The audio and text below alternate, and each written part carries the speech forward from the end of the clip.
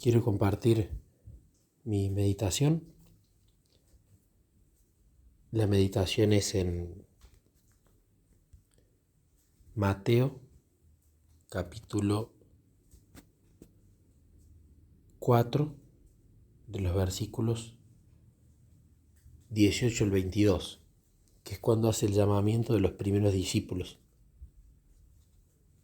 Dice que estaba andando Jesús junto al mar de Galilea, ve a dos hermanos, Simón llamado Pedro y a Andrés su hermano, que estaban echando la red en el mar, porque eran pescadores. Les dijo: venid en pos de mí y os haré pescadores de hombres. Ellos entonces, dejando al instante las redes, le siguieron. Pasando de allí vio a otros dos hermanos, Jacobo hijo de Zebedeo y Juan su hermano, en la barca con Zebedeo su padre, que remendaban sus redes, y los llamó. Y ellos, dejando al instante la barca y a su padre, le siguieron. Lo primero era, Jesús estaba caminando por el mar de Galilea. No dice que estaba buscando discípulos. No dice que había recibido la revelación de su padre de quiénes eran. Él estaba caminando y dice que de repente vio.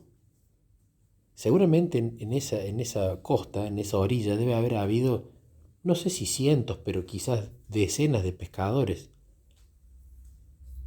¿Y cómo es que vio a Pedro y a Andrés y a Juan y a su hermano?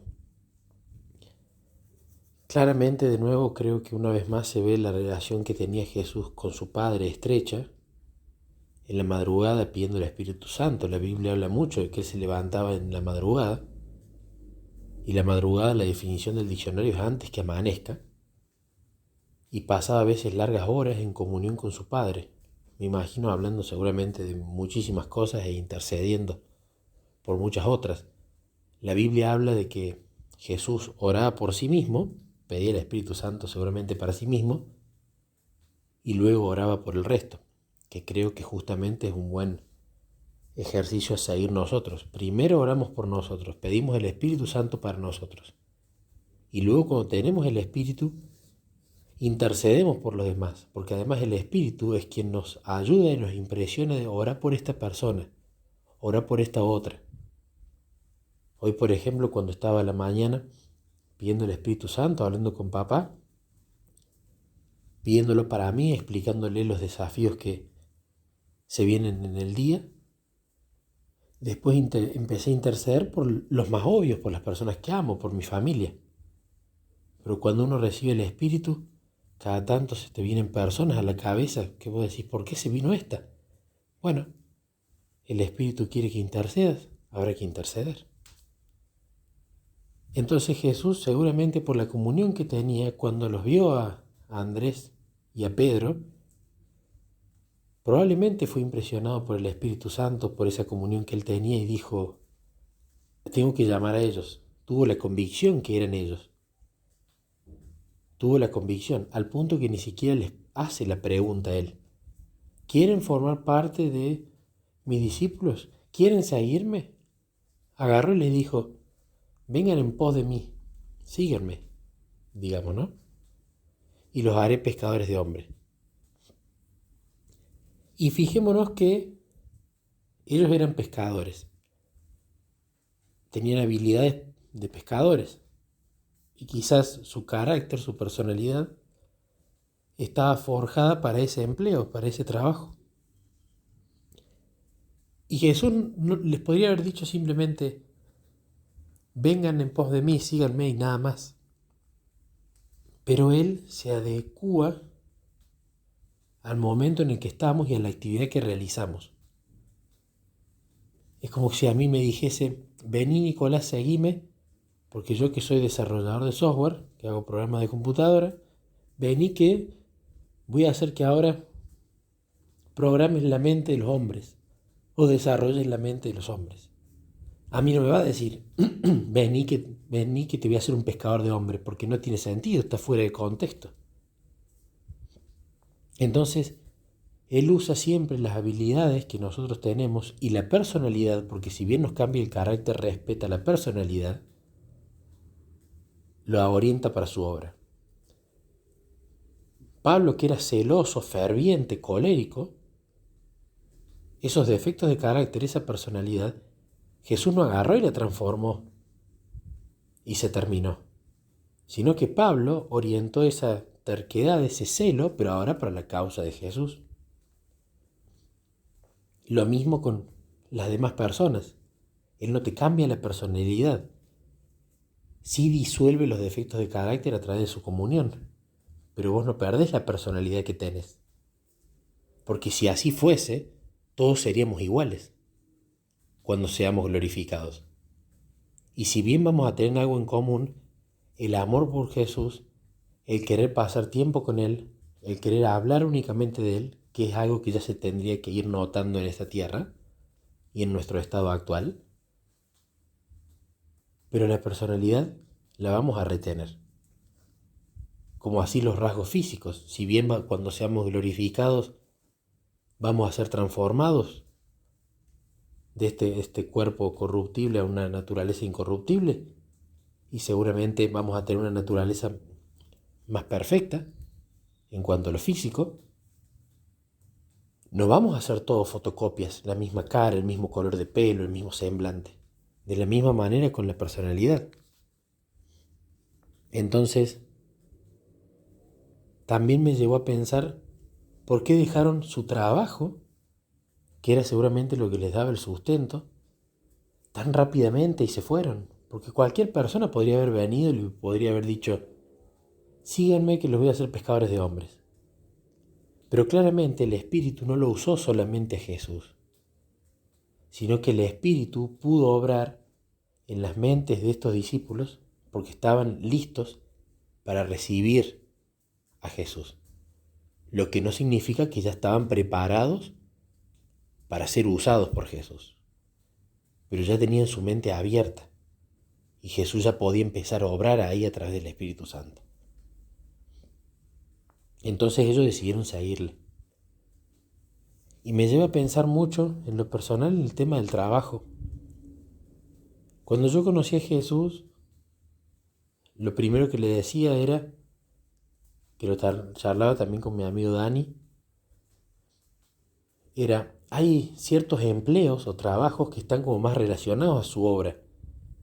Un enfermero, un médico con cualquiera de sus especialidades, un asistente social, un psicólogo, por ejemplo.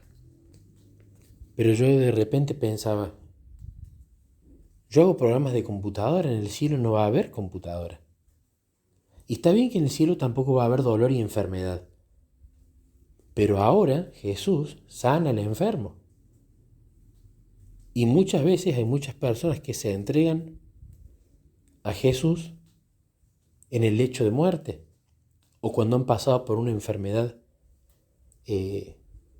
muy grave. Entonces, el médico es como que está en la primera fila de batalla.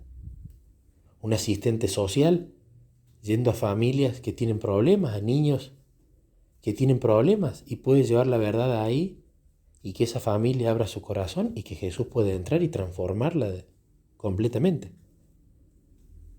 Pero no entendía mi trabajo. Y de repente Jesús empezó a